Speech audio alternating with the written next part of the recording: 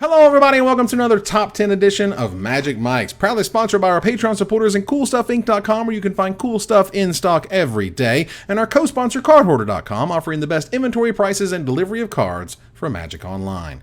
I'm Evan Irwin, and we start each Top 10 by saying hello to my two co-hosts, Ruben Pressler. Hi. Wow, I went first this week. Because I forgot to thank you, you remember? Yeah, that's true. I remember. Thank me, so now I get. That's amazing. See? I appreciate you, Evan Irwin. Wow. Aaron Campbell.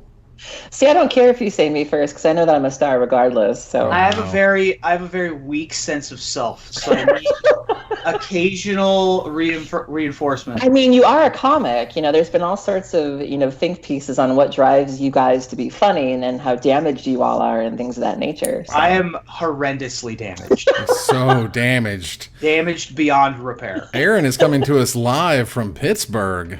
That's right. Yeah. The Eternal Weekend. Yeah, this is definitely Steel not unusual. City.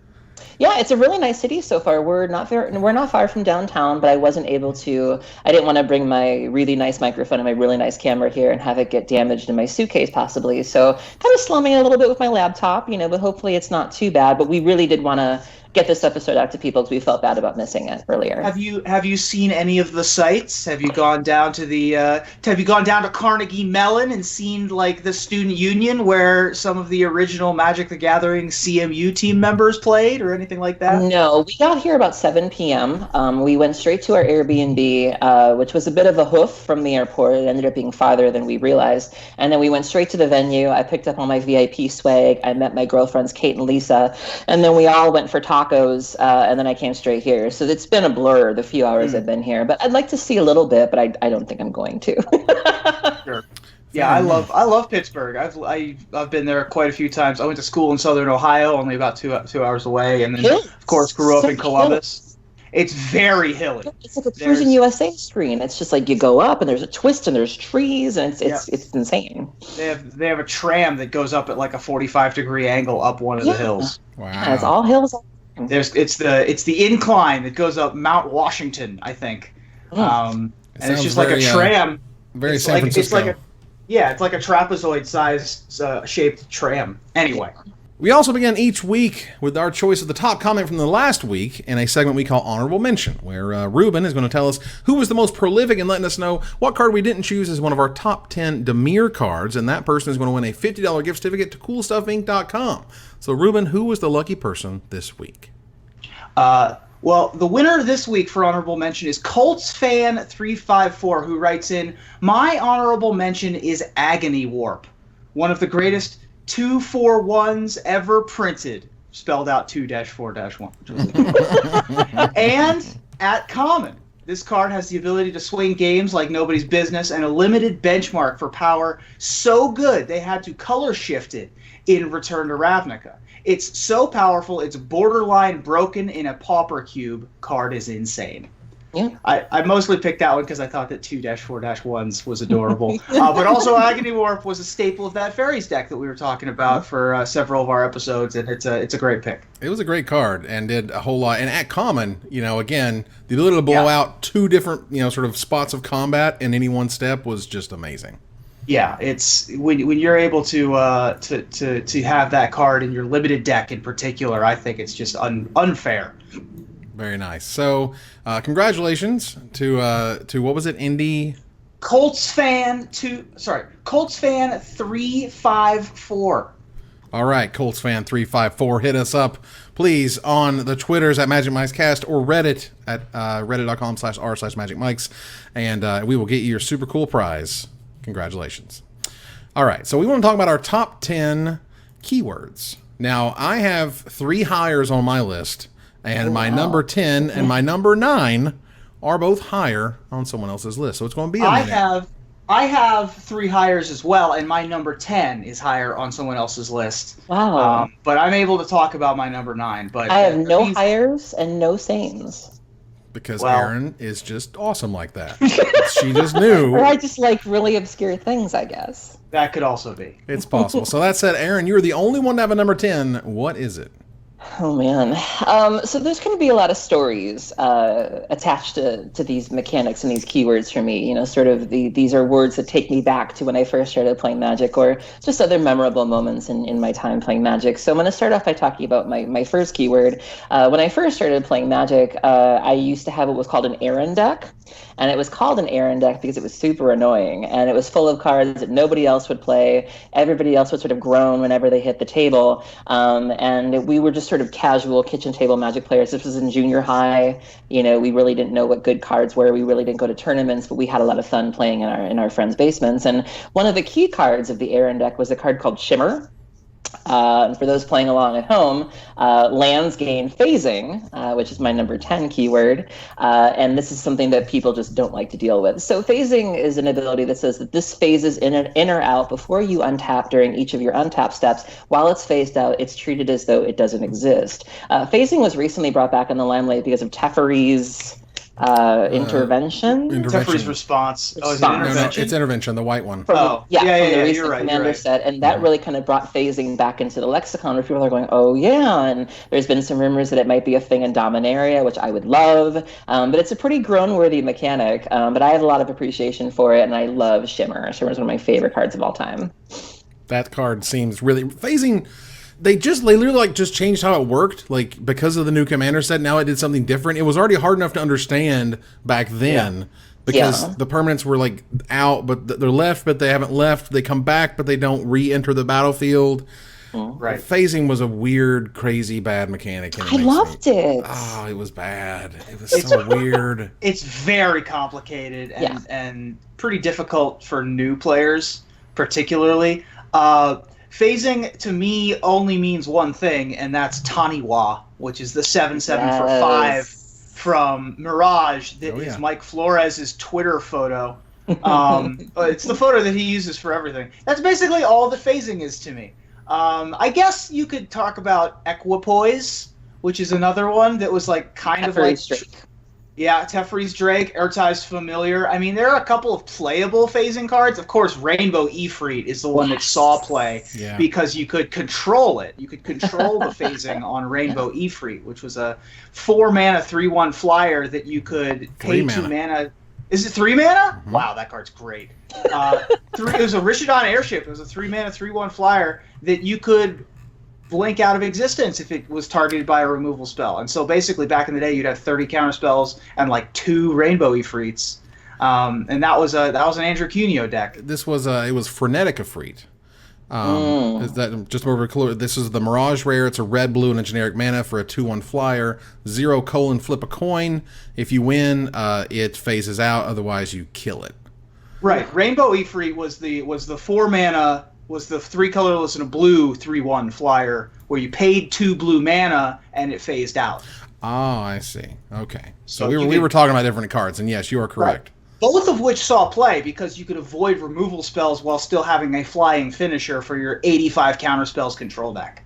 Phasing, while it did have its time in the sun, I can see why we didn't have any overlap on that one, sadly, Aaron. You're all by your lonesome on that one. That said, we're going to move on to number 9. Ruben, you've got one. What is it? I do. My number 9 is a card from right when I first started playing Magic, when I was about 12 or 13 years old, and I was first understanding card advantage. I understood that a card for a card that's typically a 1-for-1, and then as Colts fan 354 would mention, sometimes you want a 2-4-1.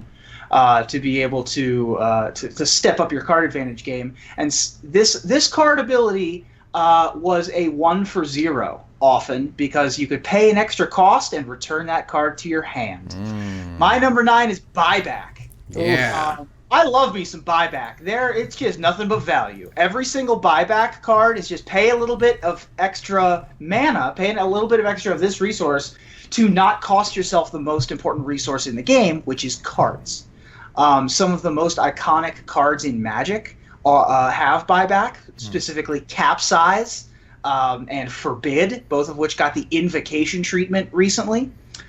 Some of my favorite cards, specifically Lab Rats. I'm a big Lab Rats guy.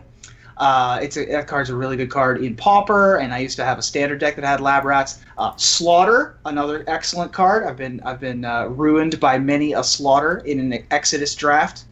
Oh, please tell us what they do for those who don't know. Oh, which one? Well, let's say Lab Rats was a black sorcery for one black. A black sorcery. So the way Buyback works is you may pay an extra cost. If you do, instead of putting the spell into its owner's graveyard as part of the resolution, you put it into its owner's hand as part of the resolution. So Lab Rats was 1 black mana, sorcery, make a 1/1 black rat token. Buyback, 4 colorless. So for 5 mana, you could just have a Bitter Blossom, right? Searing Touch, similarly, was 1 red mana, deal 1 damage to target creature or player. Buyback, 4 colorless. So you see where this is going. Sure. Capsize, of course, became a staple control element of blue decks of the day because you could basically, by the time you got to 12 mana, you were able to cast it twice in one turn. So colorless blue, return target permanent to its owner's hand, pay 3 mana, buyback. So 6 mana, bounce a thing, return it to your hand, pay 6 mana, bounce a thing, return it to its owner's hand. Forbid was one of the ones from Exodus that instead of just mana costs, just like Slaughter was similar to this, was part of an uncommon cycle of these, you could use a different kind of cost. So Forbid's buyback cost was discarding 2 cards.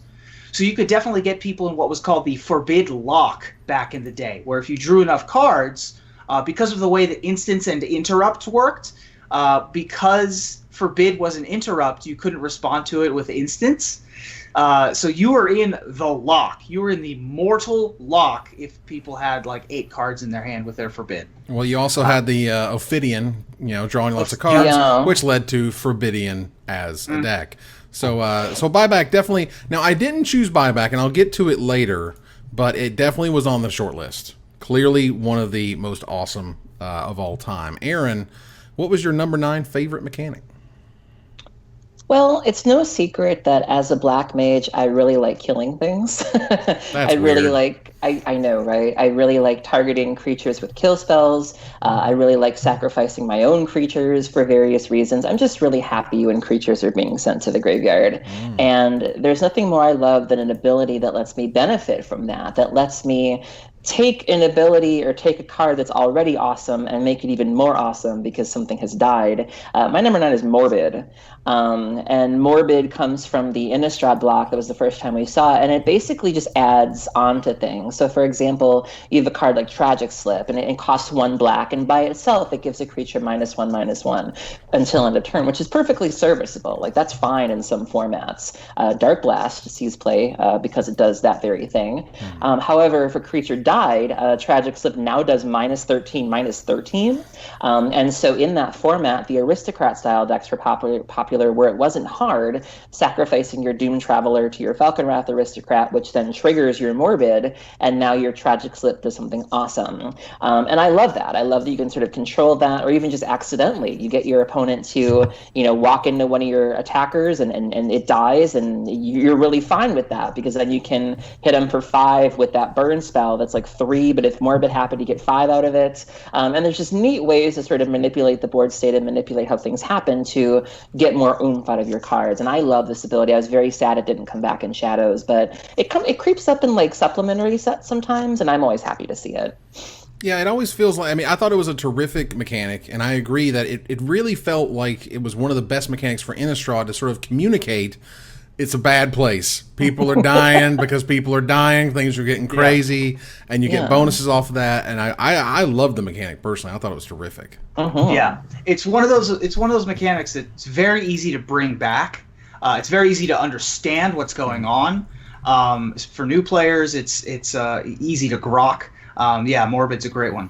Yeah, it's really sweet, and it's also one of those mechanics that like it comes back, but they don't use the keyword. And you're like, could you just use Morbid? Like, because Morbid's sweet, and it's like, it's okay. I would love for Morbid to be evergreen. I think it's a really sweet mechanic that works that way, but that's okay.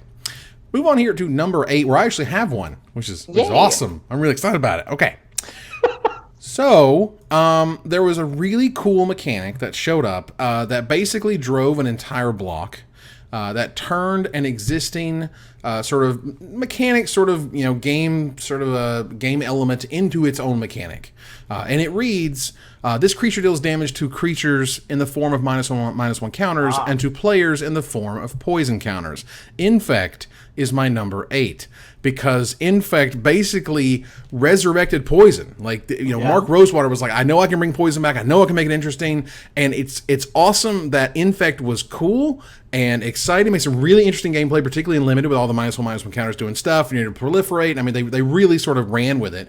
But also was competitive, but wasn't too competitive. Right. I think you have this, you have this scenario where Wizards often will come up with something really awesome, and then they're like, oh god, we went too far. I think Infect went literally just as far as it needed to still be interesting, still be powerful, but still be stoppable. Yeah. Until it caught on in Eternal formats, and you started pairing it with things like, Might of Old Krosa, and until you started backing it up with counter magic, and until we saw its impact in Modern. That was a big. Infect's prominence was a big part, I think, of the Cataxian Probe banning. We've seen what it's done in Legacy, to where it's extremely scary in Legacy with a card like Berserk, and so that's another one of those mechanics that was right for Limited, but has proven to be extremely annoying. And I think Maro's even gone on the record as saying that it's not coming back. Like, really? I hadn't seen that. Well, I mean, I personally like the fact that it was powerful enough to really affect those old formats. And I mean, even the first Modern Pro Tour, like, it basically broke it with Blazing Shoal. So so that definitely it basically dealing double damage, everything essentially has double strike, is a very scary scenario. But I liked what it did. Everything has double strike in a sense. It's very... Infect creatures have a lot of trouble with planeswalkers because they deal like half damage to planeswalkers. They're actually pretty bad in combat with creatures because you're paying a premium on that Infect to be able to deal quote-unquote double damage to players. And not only that, that double damage can't really be life gained unless your opponent is in Legacy and they have leeches. For God's sake. But yeah, every pump spell that's ever been printed has to be looked at a second time when you have Infect in the mix. And that, for that only, I think that it is deserving of a spot. Ruben, what is your number 8? My number 8 is now an evergreen keyword. It's a keyword that I think made its debut during Tarkir block, and it makes creatures more powerful. It's a creature keyword that has joined the ranks of all of the rest of the evergreen keywords, and it is prowess. Nice. Whenever you cast a non-creature spell, this creature gets +1/+1 until end of the turn. It's just so clean. It's just it just makes sense when you think about it, and it's on some of the more powerful creatures that were printed in Khans of Tarkir block: Seeker of the Way, Monastery Swiftspear, and of course Monastery Mentor, which took over Vintage and has seen a lot of play in Legacy and Modern and Standard as well. But not only that, it's a great limited keyword. Storm Chaser Mage being the chief among them, but you've got lots of various other creatures throughout Modern's history with the prowess keyword. One of my favorite decks to draft during Amonkhet, Hour of Devastation, was the blue-green tempo deck, and Spellweaver Eternal was like the most important card in that deck, and it had prowess as well. I'm just a big fan of prowess. I think that it's a really cool keyword. Yeah, I mean, Seeker of the Way, is really exciting and still sees some amount of play, which I thought was really interesting. Even Vintage, I was like, Vintage is and now Pauper. Yeah. Now it's a Pauper card. So so thanks much for that. But prowess is great in my opinion because it creates that moment where you just you turn your guy sideways and you're like, what you gonna do? You gonna block that? Because if I got something, you're done here, and there's a blowout waiting. And you all even whether you have it or not have it, there's just that great moment of do they have it? Do they not have it? The creature always has it. It's cool. It changes up combat. It really makes things interesting. I love that it's evergreen. As a red mage, having access to both Monastery Swiftspear and Abbot of Carol Keep in my red decks, it's just my favorite one of my favorite creature abilities. Yeah, I like it has the emphasis on sequencing, which I really enjoy. You definitely want to make sure that you're casting your spells in the right order too. I remember when Abbott was a thing in Standard, you wanted to make sure that you were doing it, but getting your flip and like all this other things. And I like that it also sort of made Control want to attack. You didn't want to just play a Control deck with no creatures. You saw the Jeskai deck that was Standard legal, playing Seeker of the Way, playing Monastery Swiftspear, playing with Sarkhan back in the day, Sarkhan the Dragon Speaker. And so it made these decks more mid-range instead of being just Jeskai Control. Mantis Rider, they used to pair it with Mantis Rider. And yeah, I like the way that it kind of pushed blue outside of its box a little bit. Yeah, and now it's on red cards, now it's on blue cards. I think that's really awesome. Yeah. Aaron, what is your number 8? So I talked about how I like killing creatures. That's weird. I know, right? And then I talked about how much I like sacrificing creatures. The only thing I like more than sacrificing a creature is sacrificing a creature and having it come right back. My number 8 is Undying. Nice. This was a triggered ability that was introduced in Dark Ascension, and it kind of performs like a dark persist, if you will. Right. So persist was an ability from Shadowmoor that when a creature died, it would come back into play, but with a -1/-1 counter. Undying means the creature comes back into play with a +1/+1 counter. And so Geralf's Messenger was a card that really did well with this ability. And again, just another really great ability from Innistrad block to sort of show, again, the flavor of the plane. Morbid kind of reflects how bad things are and how everything's dying. And this also kind of tells you that things are dying, but they're not necessarily staying dead. And there's ways to manipulate Undying too. I remember one of the things I used to do is I would play Disciple of Bolas. And so you would sacrifice your Geralf's Messenger, get your 3 life, your 3 cards or whatever, and then it comes back and drains your opponent again, and it's just bigger this time around. And I really like it in so many ways, and it's very, very good. Undying, definitely being the backwards persist, but also in the block where sometimes they come back, which is awesome. Geralf's Messenger just really led part of the metagame for while it was in Standard. It was a very, very powerful card. This ability, again, I'm hoping to see it back someday because I love, even whether it's persist or if it's Undying, I love both of those mechanics and the way they work, and I'm hoping that Wizards is able to bring either of those soon. Mm-hmm. All right, so let's see here. We're going to move on here to number 7. For me, is a relatively new keyword, but they just brought it back because it was so good, and I like it because it encourages you to do the right thing, and the right thing is to always attack. And Raid tells you to always attack, because if you've attacked with a creature this turn, the raid triggers. Raid is just, if you attack with a creature this turn, do something awesome. Whether it's, get creature tokens or gain life or drain life or do whatever. And they brought it back because I think it's just one of the cleanest ways to tell a player, beyond another keyword that we may or may not get to, because it's not on my list. But there is, there's another keyword that, encourages attacking. Don't know if you guys have it, but Raid definitely says, turn them sideways, do something, and we will reward you for it. Yeah. It also encourages you to play correctly, and it tells you to play during your second main phase, which is something that took me a while to learn when I was a brand new player. I would always drop my spells and then attack, and the correct way is to leave your mana open so you can at least bluff. Raid's great. I love it. I didn't love it as much the first time as I do now, now that Ixalan is out. The raid cards in Ixalan are some of my favorite. Ruin Raider and the Shipwreck Looter and things like that. Are a ton of fun. So, I love Raid. It's great. Yeah, I like Raid because I feel like it gives aggro decks another line. Aggro decks are known for sort of being a lot of creatures, maybe a couple of instants or sorceries, but not very many. And this gives them something to do other than just turn the card sideways, which is something aggro is happy to do. But it gives them effects that you don't have to otherwise waste cards on, where their abilities on a stick, which is really, really important for aggro decks because you don't want to dilute your deck too much by playing non-creatures. And this lets you sort of have both. Yeah, the card gives you spell abilities on your creatures, essentially, which is awesome. Aaron, what is your number 7? My number 7 had really big shoes to fill. My number 7 is the keyword that is associated with a guild in Ravnica, but the first time around, the guild's mechanics sucked. Universally sucked. I don't know anybody who thought this mechanic was good. So when Return to Ravnica block came around, it was very important that they give this guild something better because they got done so dirty the last time. Dredge, I know, weird.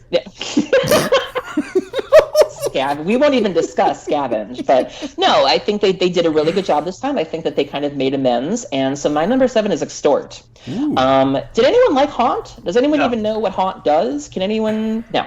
I liked Haunt, but it was just too much. Haunt was awful. I'm still not even 100% clear as to what it does, but so Haunt was terrible. And so when they brought the Orzhov back, they really needed to do it right this time. And so they came up with this ability that says whenever you cast a spell, you can pay either 1 white or 1 black, being the Orzhov colors. And if you do, each opponent, which matters in Two-Headed Giant and Commander games, loses 1 life, and you gain that much life. And so it's a great mana sink. A lot of times, and especially in Limited, you oftentimes have a lot of mana and nothing to do with it. And so this is something you can sort of tack on to each one of your spells, and this adds up.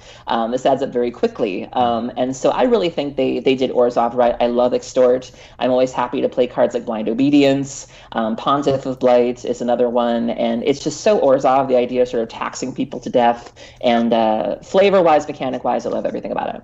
I mean, the Syndic of Tides is essentially sort of the quintessential. It's a white and a generic mana for a 2/2. It's a bear that has Extort, and it was great. I mean, essentially every creature you had thereafter was cost 1 more mana, but with the bonus of draining your opponent or opponents. Extort was one of my favorite draft archetypes. I mean, you didn't have many choices during Gatecrash, but it was one of my favorite draft archetypes. Getting Syndic of Ties and getting Kingpin's Pets as my first picks were some of my favorite. Some of my favorite. It never really translated over to Constructed, other than I guess Blind Obedience out of the sideboard for some folks. But yeah, it's a really flavorful ability. That's the thing that really sticks out to me, is taxing people to death. And the only things in life that are guaranteed are death and taxes. I do think while I want to like Haunt, I want to be like, they tried. They tried. Extort is just better. Extort is just better.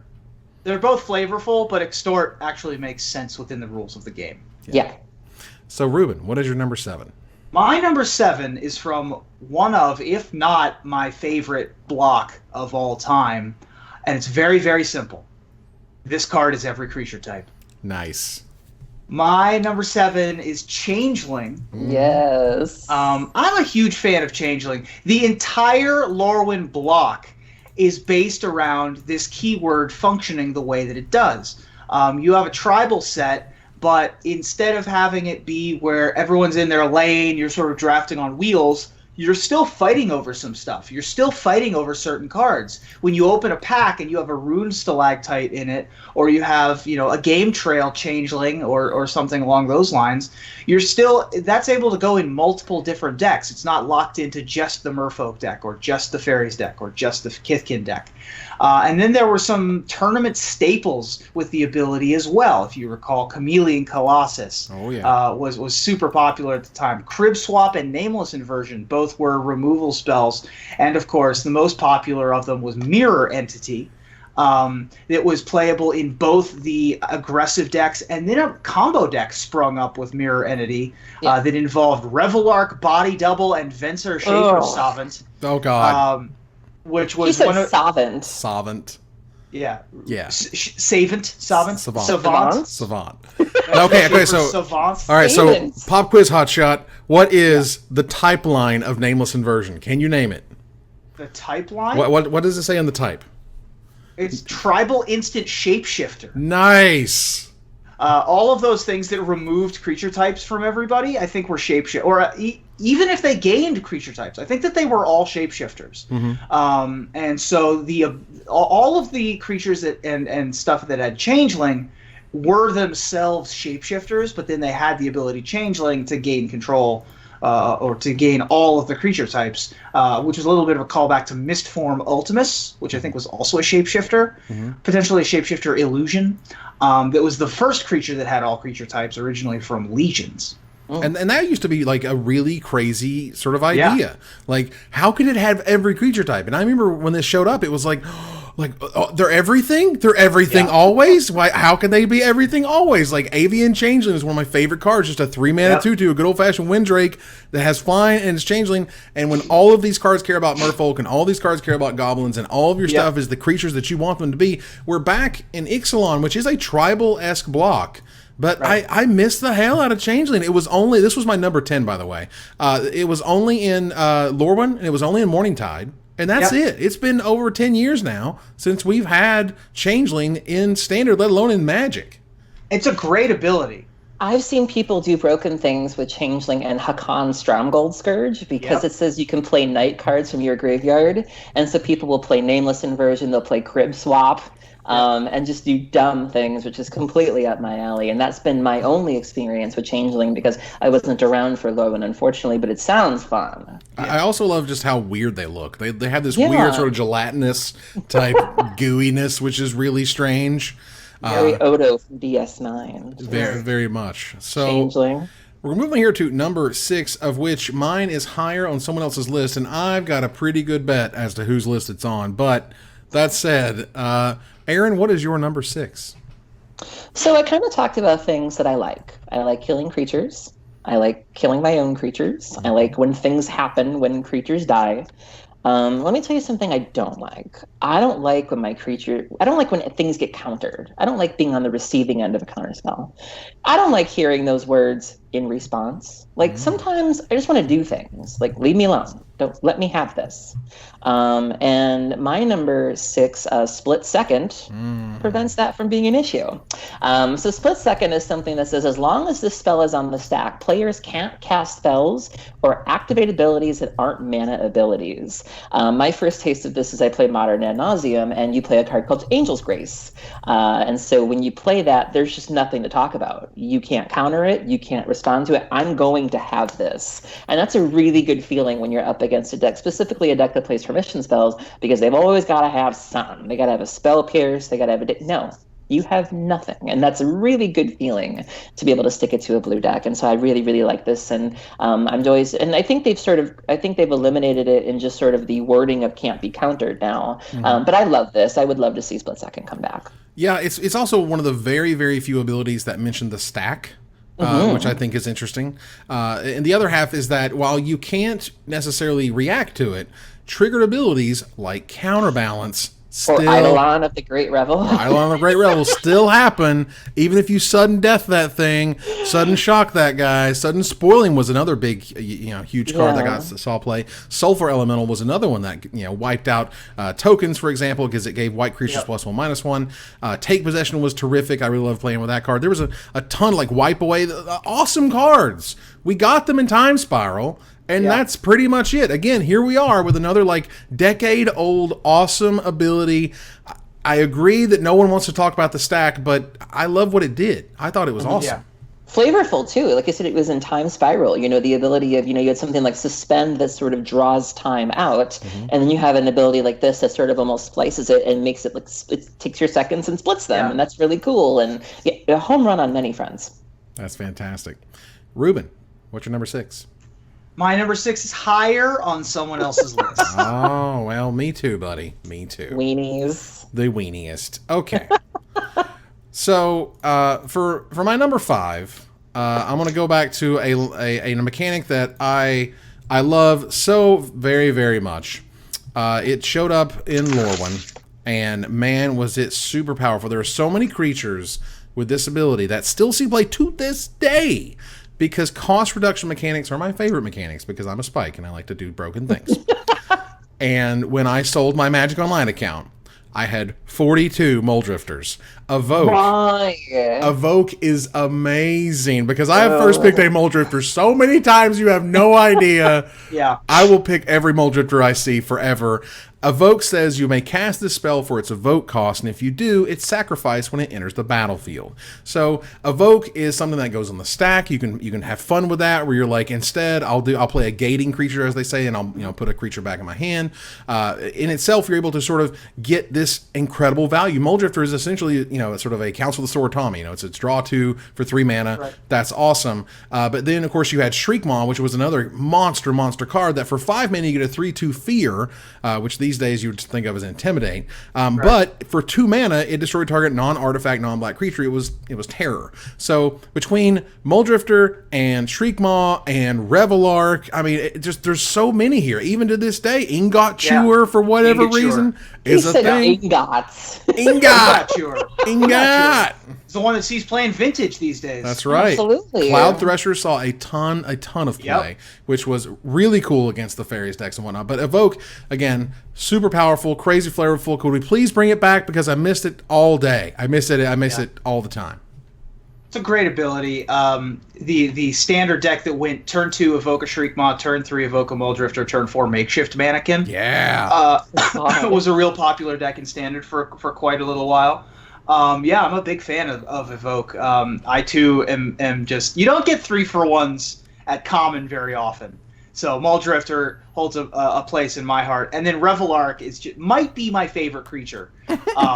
Just the ability to put something into play that your opponents can't even do any. You're just like, aha, we finally wrapped away all those Kithkin. Well, here's a Revelark. Time to reload, everybody. Very And nice. fun And fact. Oh, sorry. Well, the combos that it can enable also, like I mentioned with Mirror Entity, but also Protean Hulk combos. When you're drafting the cube and you have a Kiki Jiki and a Pestermite in your graveyard, you're able to rebuy them both with your Revelark. That's the value right there as well. So Yeah, big Evoke fan of Revelark. also triggers Bridge from Below.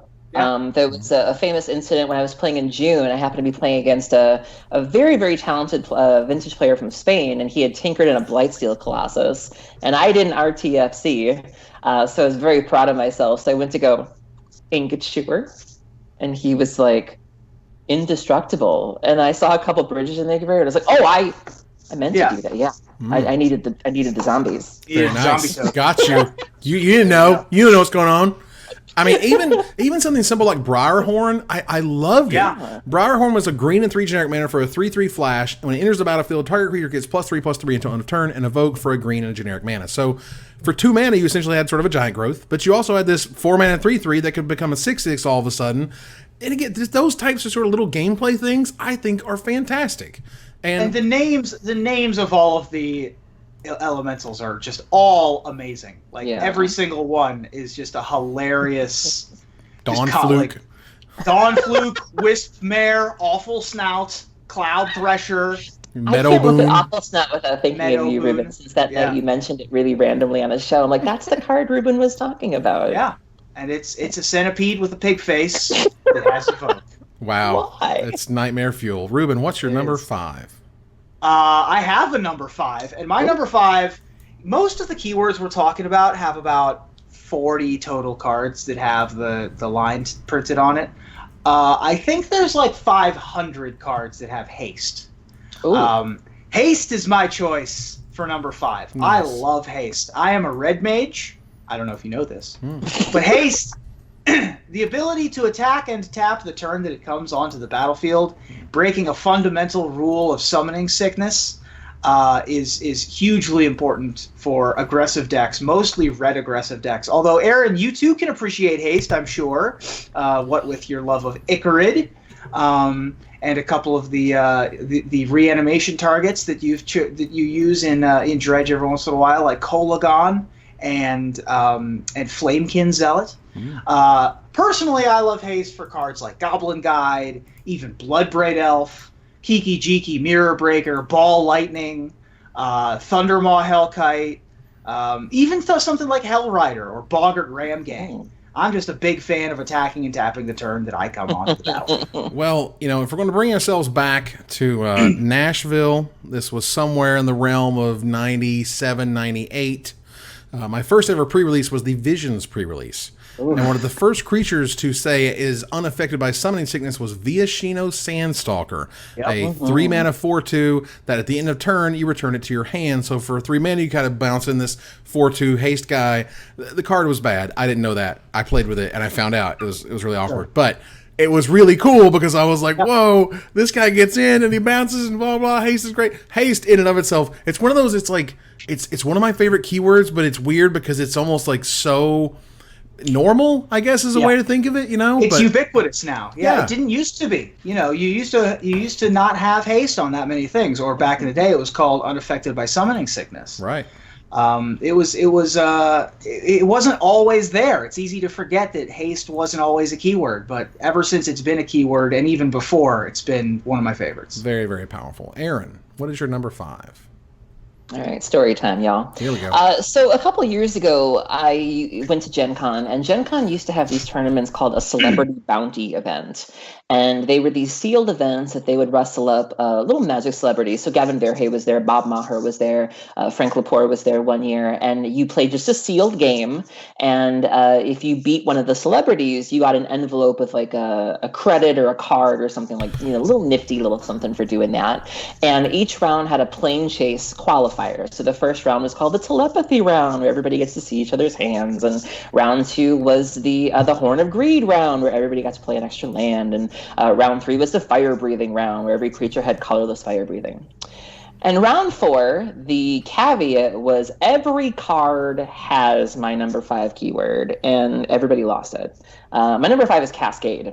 Whoa. So the number 4 caveat was every spell has Cascade. I was playing against Gavin Verhey, who was running a blue-white control deck, and you don't know how bad it for everything. So if you cast Elvish Mystic, you now have to Cascade for 0. And so every spell has Cascade. And he was playing a control deck, and it feels really bad to Cascade into a mana leak. Because you can't use it. And I thought it was great. And there were just so many designers that were in this event that were like, we are so sorry.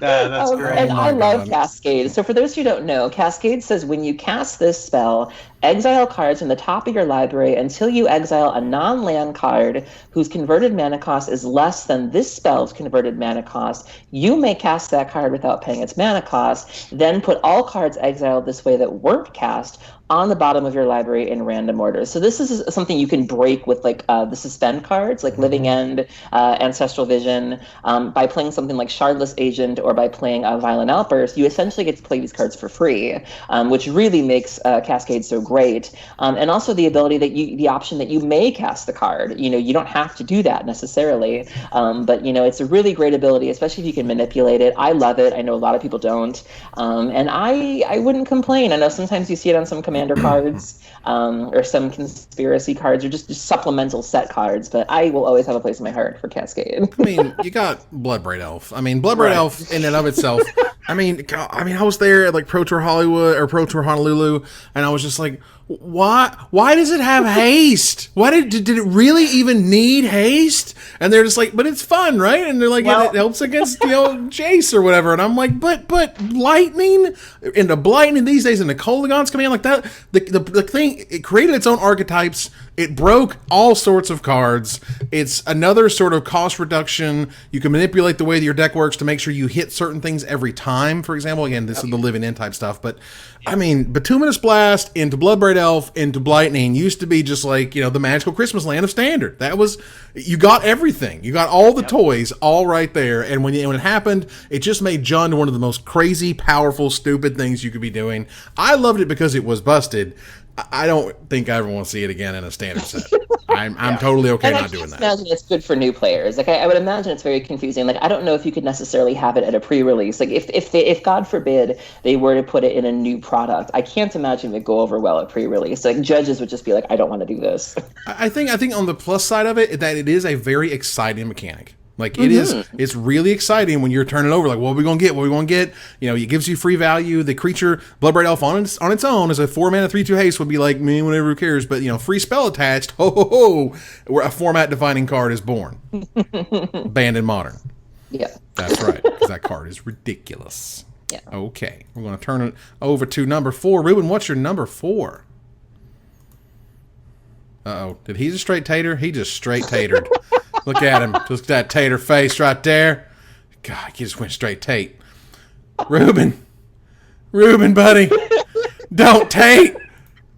Don't hate. Don't tate. Come on, buddy. Oh, he's back. No. He's back. Wait. We're not sure. Uh-oh. We're waiting. There he is. Man, you straight tatered. Like Ruben's like... It even disconnected me. I didn't even hang up. Whoa. All right. Well, that said... we will resume here. Ruben, what is your number 4? My number 4, and I have a prediction as to who it is higher on someone else's list. Fair enough. Aaron, what is your number 4? My number 4 is an old school ability that recently came back, and I'm very glad that it did. We all know I like putting things in the graveyard, but unfortunately, when you play some of the crazy decks that I play, you can't always control what goes in the graveyard. And so sometimes you might dredge something, you might mill something, or you might discard something that you wish you could take back or that you wish you could use again. And this ability allows you to do that. My number 4 is Flashback. Nice. So Flashback was originally introduced in Odyssey. It was given back to us in Innistrad Block. A lot of mine come from Innistrad Block. I don't know what that says about me or what that means, weird. but here we are. Who knew? But basically what it means is cards have their initial cost, but then they also have a flashback cost. It means if you pay that cost, and usually it's either different or more than their original cost, you can then cast this card from your graveyard for its flashback cost, and then you exile it. You also have a card like Snapcaster Mage that can give instant or sorceries flashback, essentially. It's a very, very strong ability. I'm always happy to see it because sometimes you just dredge things and you can't use them again, and that feels really, really bad. But being able to cast Memory's Journey, being able to cast Conflagrate, where you don't necessarily care if these cards hit the graveyard because you can play them again, it is a very, very strong ability, and I think it really facilitates graveyard decks quite well. And that's just a personal favorite of mine. I think it's really great. I mean, there's at least according to my search, 114 different cards with Flashback. Cabal Therapy, is a card. Deep Analysis is a card. And I think it's better when they have the crazy cost attached. Like, I love the Cabal Therapy clause of, like, sacrifice something. That's so dope. Like, and I think that's a perfect example of what Flashback does. Is, the first cost is really cute, and then, like, they make it kind of go a little farther to get it back again. And I think you saw this on, and just real quick, for Red, and this is when Innistrad came out. Desperate Ravings, which is a red and generic mana for an instant where you draw 2, then discard a card at random, but it has flashback of a blue and 2 generic mana. So suddenly, red has this really powerful card filtering stuff, and that was really where that started. And from then on, red was starting to filter more and more through their cards. Yep, Lingering Souls, of course. My introduction to Flashback wasn't Dread Return, which is another one with a weird flashback cost that I really enjoy. My introduction was Elephant Ambush from Odyssey, which was the finisher, or one of the finishers for one of the iterations of the Mirari's Wake deck. Because you could cast it, then flash it back, and then wish for it again, and then cast it, and then flash it back, and then wish for it, and et cetera, et cetera, et cetera, because sideboard and wish cards worked differently back in the day. This was my number 6. What does Elephant Ambush do? Elephant Ambush is 2 colorless, 2 green, make a 3/3 instant. Yeah. Flashback. Green elephant. And if you look at the art for Elephant Ambush, that elephant is not hiding very well, but He's there. He's just trying to hide behind that tree trunk. The flashback cost, I think, really shows you where Magic was. Right. To make the flashback cost 3/3. was 6 colorless green at the end of the turn. 8 mana for your 3/3. Ugh. 8 mana. That's pretty expensive. That is a lot. But it was my introduction to what a control deck could do, because it didn't really matter how much your finisher cost.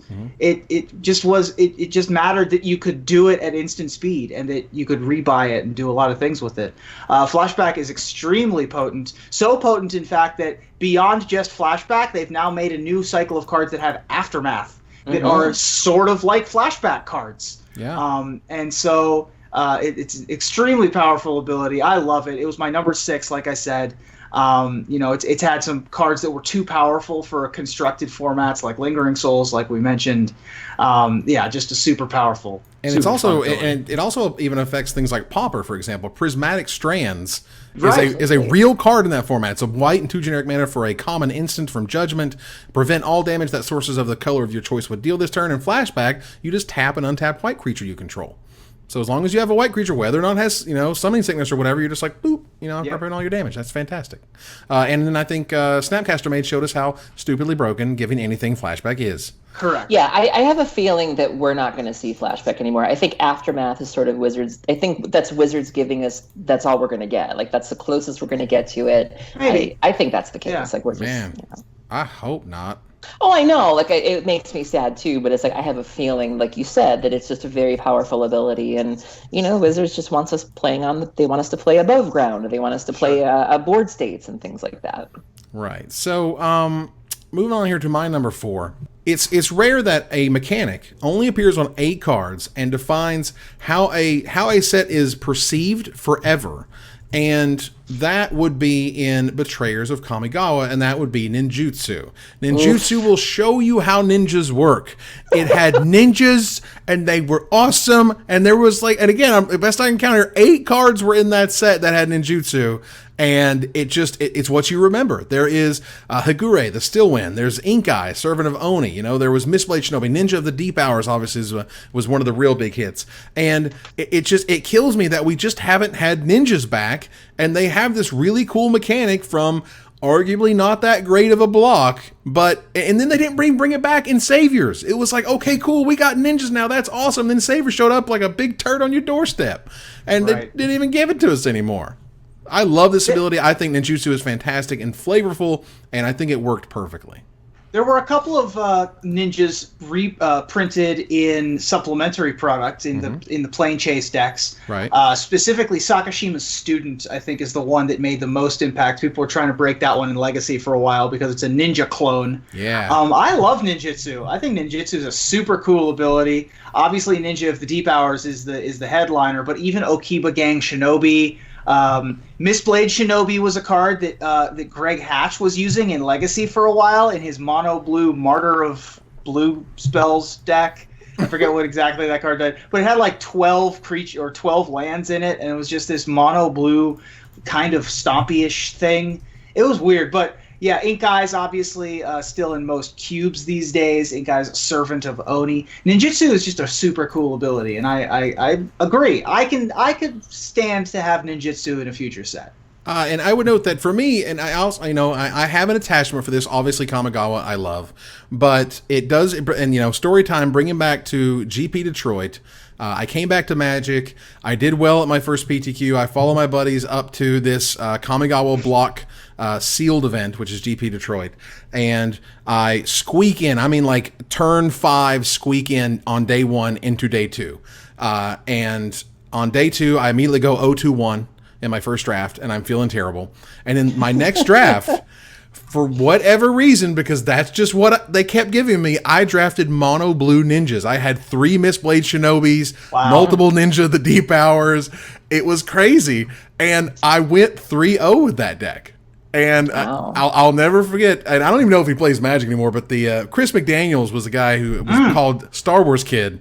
I played him in the final round, and he was so pissed. He was so mad that this rando from Tennessee and his mono blue ninjas was beating his legitimately awesome white something deck.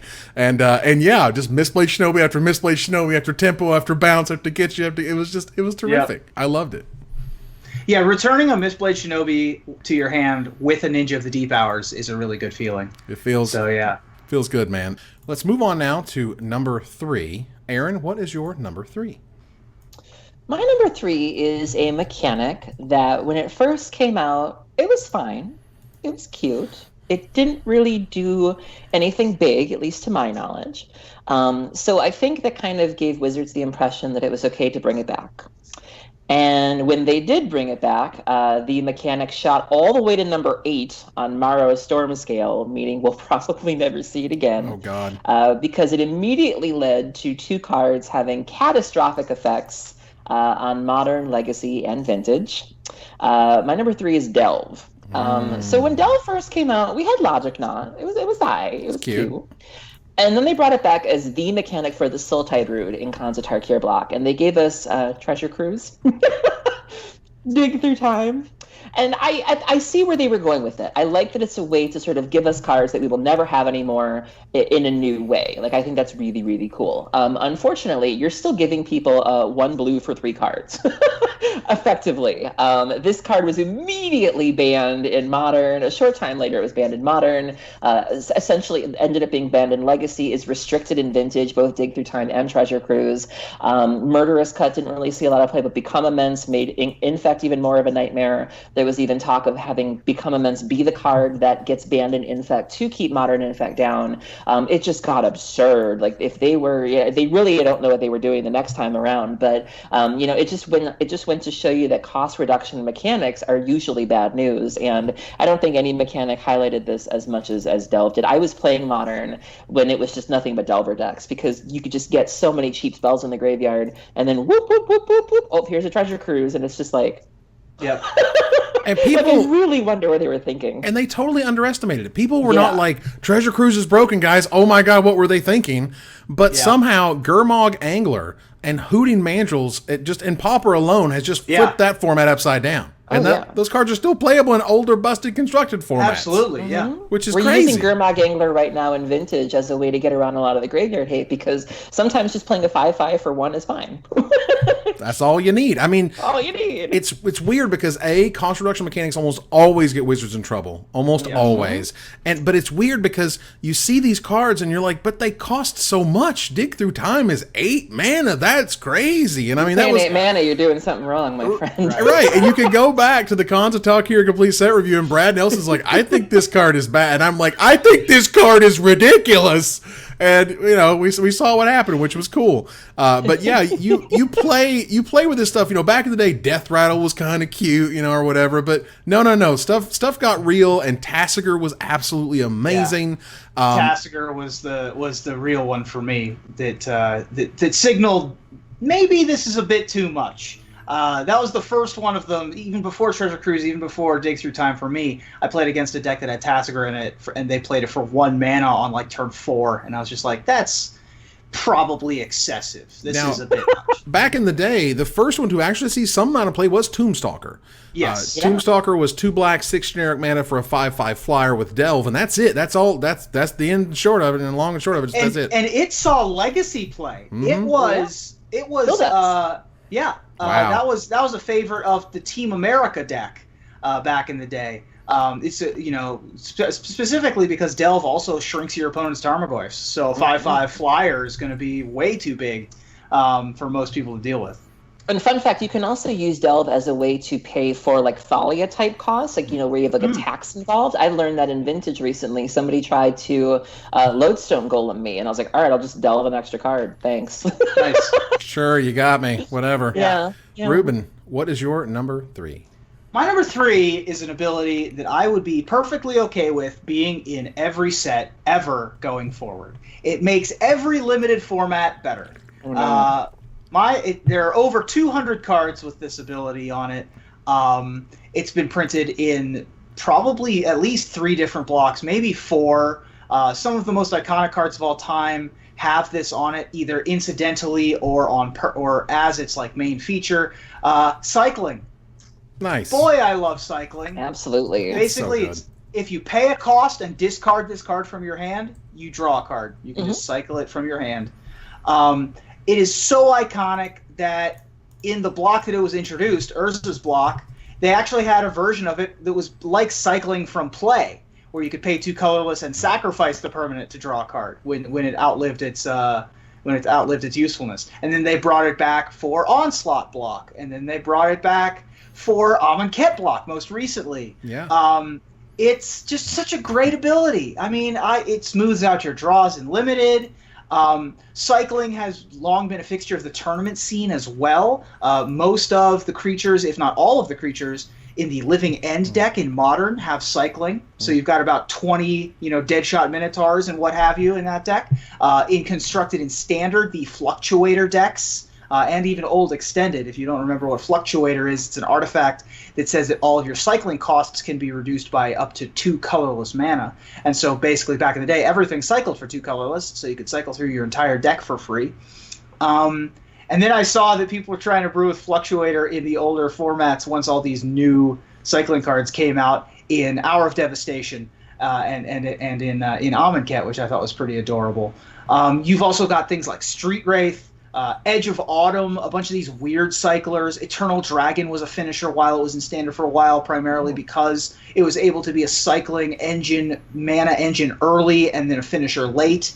The Lands deck leans heavily on Tranquil Thicket and Forgotten Cave, both of which are cycling lands. Even a deck like Goblins, you don't think of cycling in Goblins, but Gempalm Incinerator is a big reason why Goblins was always able to work as a deck. There are just so many things that cycling does for us It's from smoothing out draws to being able to search for other answers, get rid of you might not necessarily need this particular card in this particular game circumstance. Well, we can just cycle this this card that gets rid of a flyer if our opponent doesn't have any flyers in their deck.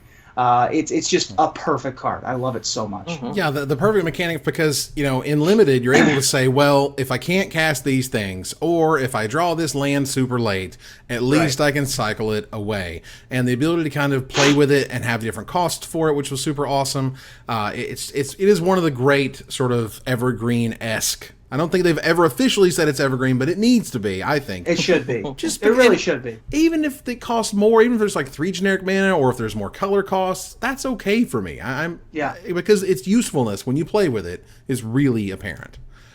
And it sits next to Gurmag Angler in the sideboard of Aaron's Dredge deck in the form of Hollow One. Mm-hmm. Nice. Another cycling card, seeing it, vintage play, seeing eternal play. Yeah. So for my number 3 mechanic, it was something that was crazy when they first came up with it. People were just like, I don't know if it's gonna work. I think it's the death of Magic. We're back to the death of Magic again, because there's just no way. There's no way that you can have a card that's printed on both sides. And if it has the keyword transform, the ability to turn that card over into something else and change into something else, even to the point where it could change into half a card and turn another card into its own magic, ridiculous, pasted on thing. Incredible. And obviously you have Delver of Secrets, but transform in and of itself, whether it's on planeswalkers, whether it's on legendary creatures into planeswalkers, like the word itself, and able to say this thing is going to, and even right now in Ixalan, even right now we have a Danto the First Fort that showed up from Legion's Landing or whatever. We have the ability to say, look at this card that has 2 sides on it. That used to be super controversial. That used to be like, what are we supposed to do? Play with sleeves? Like we hadn't been the entire time. And then like, what are we supposed to do in Limited? And Wizards is like, we have this checklist card. They're like, shut up, because this is broken and you're ruining Magic and no one likes it. And it turned out to be the absolute best thing about Innistrad Block. People really, really loved it. Of course, they brought it right back with Shadows. They're bringing it back into other sets now, which I think is terrific and really exciting. The fact that Ixalan had these like rare double-faced cards just kind of out of nowhere, particularly with the big rare leak that it had anyway, was super exciting. I love Transform. I think they're going to use it a lot moving forward, and I love that. I think it kind of falls into the same camp as other mechanics we've talked about, like Delve, where it allows them to give us things that we will never have again. You have the one thing that turns into basically a Lotus Veil. You have the other one that's essentially a Gaia's Cradle. We will never have cards as good as those again, but this allows us to get something similar if we're willing to jump through a hoop or two, and the double-face cards really allow us to sort of do that, and I think that's great. Fantastic. All right, so let's move on. Go ahead.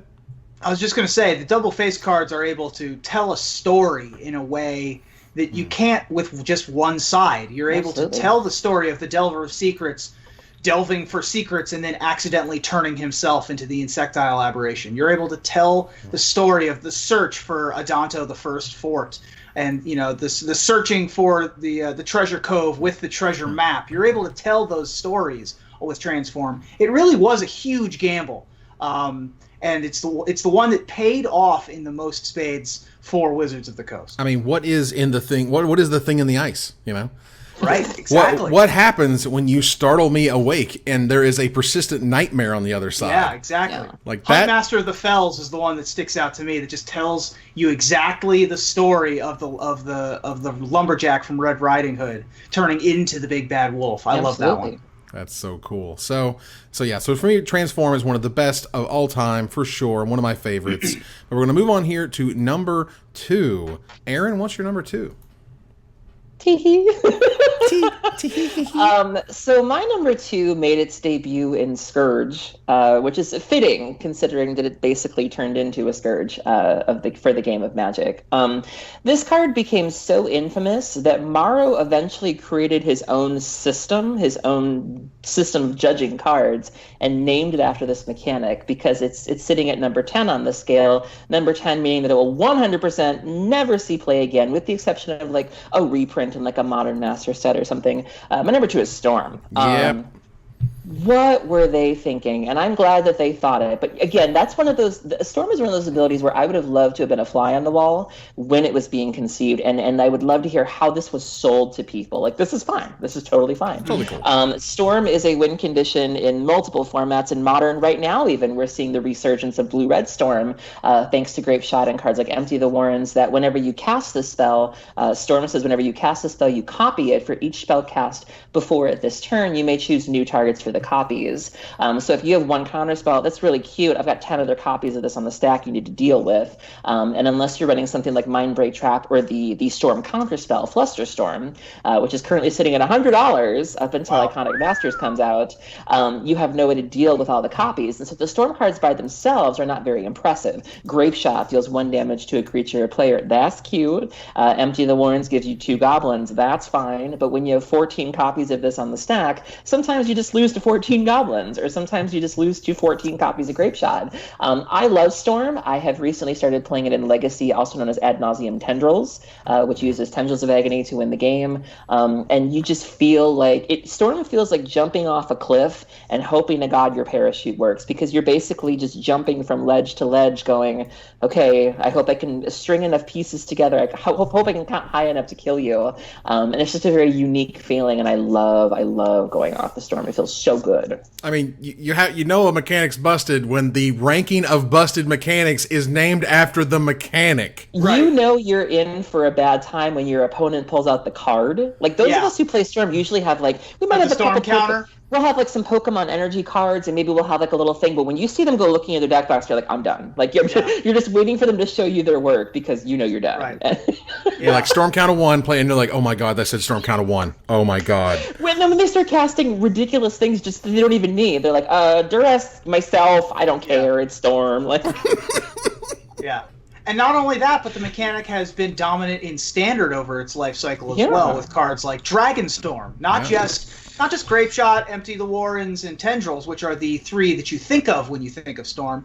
Hunting Pack was a way to win the game in the blue-green, what was that deck? It was a Heartbeat of Spring combo kind of deck. Even Ground Rift saw play back in the day when Niv Magus Elemental was removing copies of it to grow bigger. Storm is just an ability that is absurdly powerful, and you don't necessarily need to kill people with it. Wing Shards was a key part of the white control decks during Onslaught, and so there have been a lot of ways that people have used Storm over the years, and it's a super powerful, super potent, obviously a 10 out of 10 on the Storm scale in terms of how powerful it can be. And even Mind's Desire got banned and restricted in all of the most powerful formats. And yet, dual decks, Mind versus Might. A dual deck in Target and Walmart. You remember that Magic game we used to play? Hey, this looks pretty cool. Let's go play this. One of these decks has Mind's Desire in it. For what happened? Yeah, I love that. Half of the cards that have the ability Storm are now banned or restricted in one format or another. Even something like Temporal Fissure is banned in Pauper. I mean, the ability is just so ridiculous. Oh my God, it's crazy. Ruben, what is your number 2? Well, I talked earlier about Haste, which has like 500 creatures that have it. How about an ability that over 2,000 creatures over the history of Magic has? It is the keyword ability. It's the one that we always talk about. As soon as you see it, you know what it does. It's easily grokkable. It's the most popular thing. It's in every single set on dozens and dozens of creatures. My number 2 is Flying. Yeah. Flying's just super easy to understand. You can see on a card. You're like, oh, that art has wings on whatever it is. That means that it has flying. Flying basically means that it can block any creature, but it can only be blocked by other creatures with flying, or nowadays creatures that have reach, which is another very popular keyword. Yeah. It's so iconic that you can't even think of some of the most iconic creature types without thinking of this keyword. If you think of red creatures, the most iconic red creature type is dragons. Dragons have flying. That's just what they have. When you think of white, the most iconic creature type is angels. They have flying. when you think of blue, the one that they're trying to turn into the blue creature type, that's sphinxes. Mm-hmm. They have flying. That's 3 of the 5 colors just have flying, and that's not even counting black. If you think that black's main creature type is demons, or most iconic big creature type is demons, they have flying. I mean, you have things like griffins and birds that show up from time to time in the various sets, and they also have flying. And those are just the creature types, not even the iconic creatures of Magic, like Sengir Vampire and Air Elemental from back in the day. Flying is just so easy to understand. It's just a one-word phrase. It's got a very simple type line, and it's just the most iconic of iconic keywords. My favorite is that it is one of, like, if you're teaching somebody how to play Magic, it's one of the first things they go, I got it.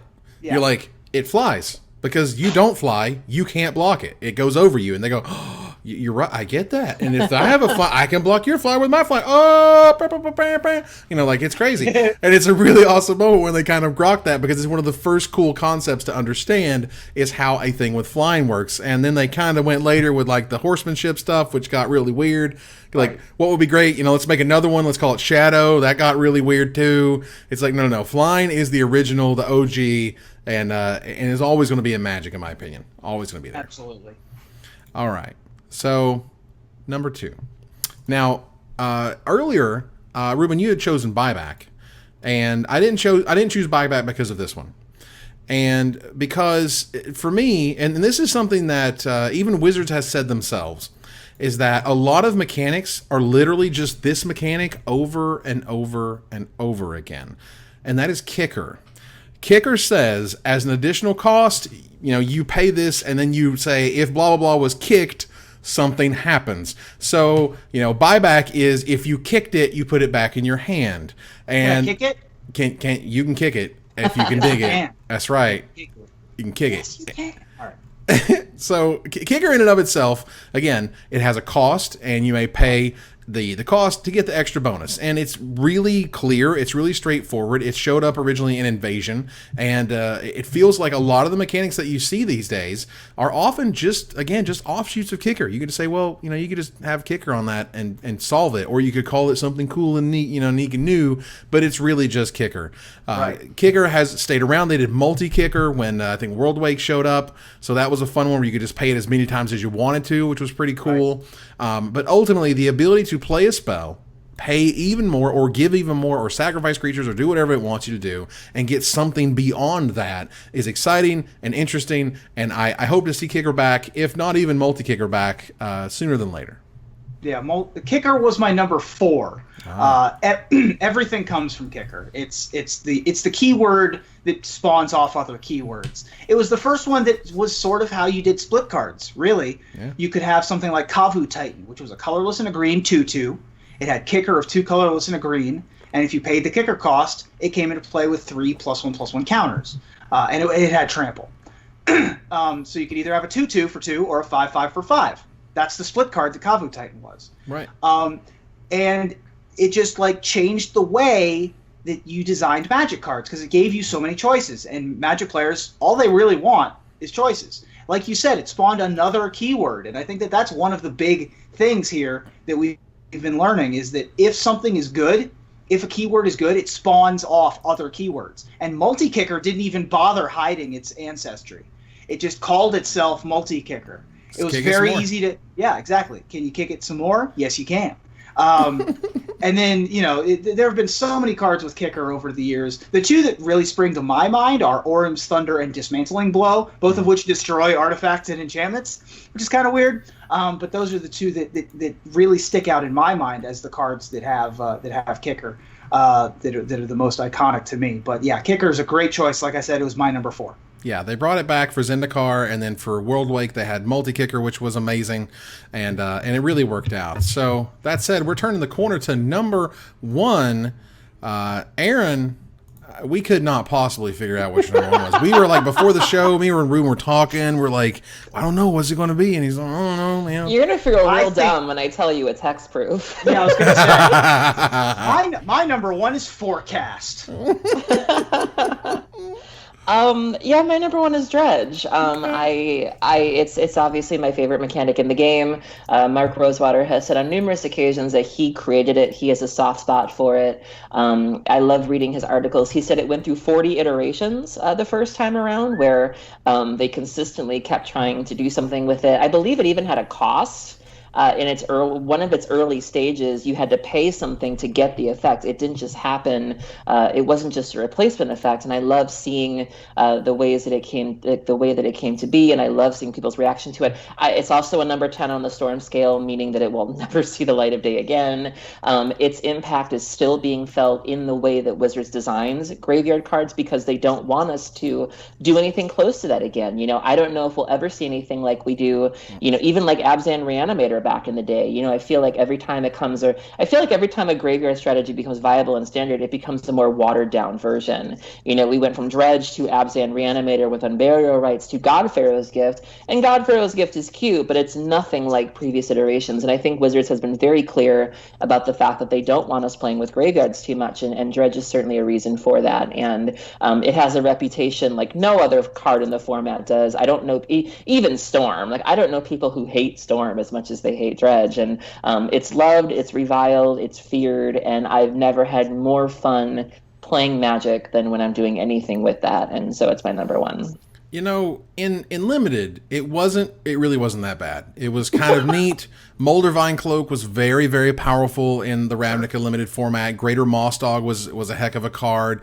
In Standard, there for a while at least, until it all just kind of went, until all went crazy. Graveshell Scarab used to be like a cool sort of advantage engine thing, which was kind of neat, and it could sort of even dredge itself, and you could sacrifice it after you block something, and that was super cool. And then, oops, you kind of broke the game, and now we're playing this weird version of Magic that no one understands, and you're laying your graveyard out really strangely, and you're trying to pick through it, and then Future Sight shows up and just screws up everything. Oh my god. Dredge was one of those, like, man, we were really crazy back then, weren't we? And they're like, never doing that again. That's right. It. There's Dredge. Dredge is so powerful that the cards that have Dredge on it don't need to have any other text. They could literally be 0/0s for 10, and it wouldn't matter. Yeah. Also, Dredge, the keyword, is a key part of the lands deck with Life from Below. The Dredge keyword itself has been an important part of other decks throughout the years. Not just Dredge, which, oh, by the way, is a staple of Vintage. It's one of the 3 main archetypes in Vintage, just based on this one keyword. You got 13 cards that have defined formats. Absolutely. Even something like Dakmor Salvage, which was printed in Future Sight, was part of the Seismic Swans deck and various other combo decks throughout the years. So 13 cards have completely shifted the way that people play Magic. Absolutely. That's crazy. So, Ruben, what is your number one? There's a lot of keywords out there that are on cards. But there are very few keywords that are part of the rules of Magic. And that's what we got with Scry. Nice. Oh. Scry is another one of these another one of these abilities that I would be okay with being in literally every set. It's evergreen now. Didn't used to be. It's evergreen now. It's so evergreen that it's part of the rules to the game, part of the Mulligan rules nowadays. Yeah. And I think that just speaks to its longevity. It's right. People just love it. People love fixing their draws, like I mentioned with cycling. It gives you something to do, something to add to other things that you would otherwise already be playing. It first showed up in Mirrodin block. Fifth Dawn. And in Fifth Dawn, yeah. Mm-hmm. Actually showed up in Darksteel on a couple of cards. But, Darksteel Pendant has Scry now, but back then it was the activated ability was you look at the top card and you put it on the top or bottom. Sure. Fifth Dawn was the introduction of the keyword. Right. Absolutely, yeah. And so nowadays you have lots of ways to use Scry. It's printed as an ability on Planeswalkers now, which I think also speaks to how evergreen it's become. It's just a great ability, and I love it. And the fact that we now have the Scry rule for mulligans, when you mulligan down to 6 cards and keep your hand, you're able to scry, to be able to not be completely behind the 8 ball like you used to be. People, when you're on the play, you're usually going to win the game. When you mulligan, you're way, way behind. And now Scry fixes that at least a little bit. It's still a bit of a detriment, but at least you're not completely out of there. And it's one of my favorite abilities. And they've really gone to this sort of designed thinking of you can do something, but if you do it in a certain way, or if you do it in a slower way than normal, it will let you scry things. So there's a bounce spell in Ixalan where you can bounce a creature, but if its converted mana cost is 2 or less, you get to scry 1, or I think it's scry 2. I'm not sure. Fated Infatuation I found here from Born of the Gods, which if it's an instant, but if you play it on your turn, you get to scry 2 as well as copying a creature for 3 blue mana, which is kind of neat. So scry in and of itself is, as I recall, I want to say it was an Aaron Forsyth thing because he was involved in Fifth Dawn's design and or development. But certainly it's awesome that it's now not only just a keyword, not only a powerful ability, it's part of how you'll play Magic every day in perpetuity. Yeah, absolutely. All right. So we're going to move on here to my number 1.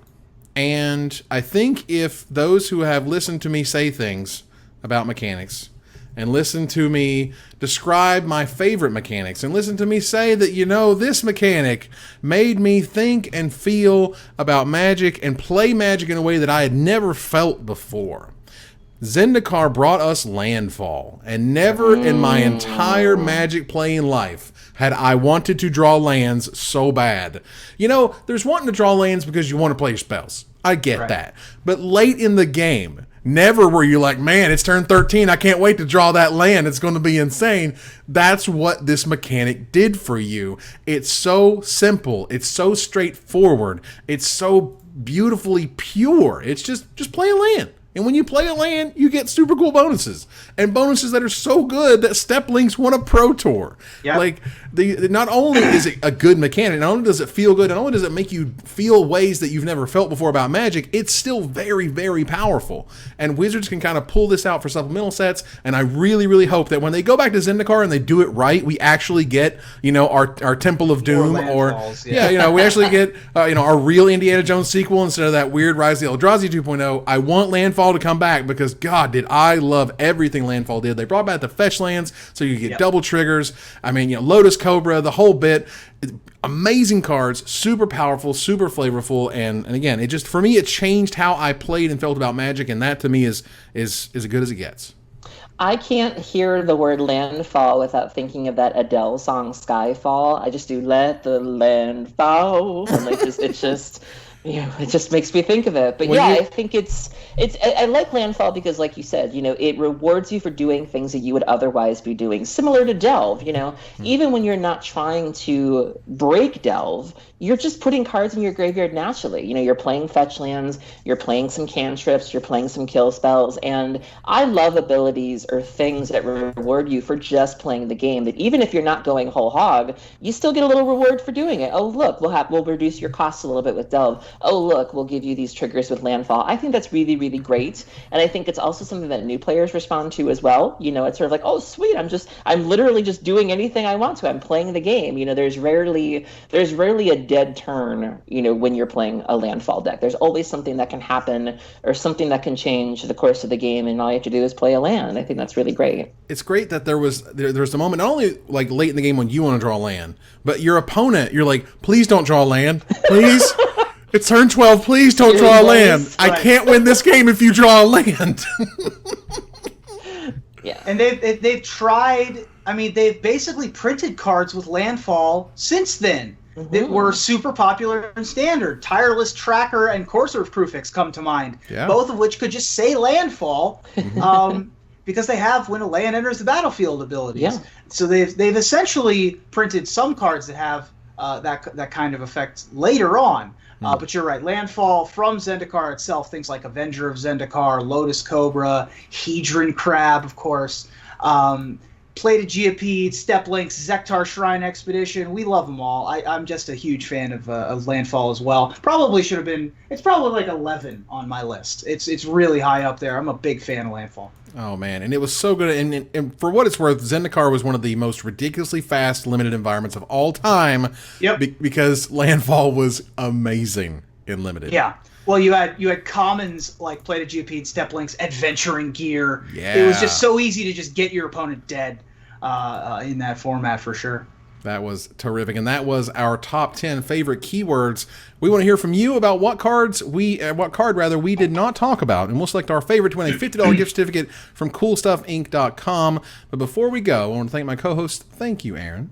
Thank you for having me. And again, I apologize for the delay in recording. That was 100% me the other night. So sorry, listeners and viewers. It's okay. Well, Skype also had problems, but whatever. Yeah.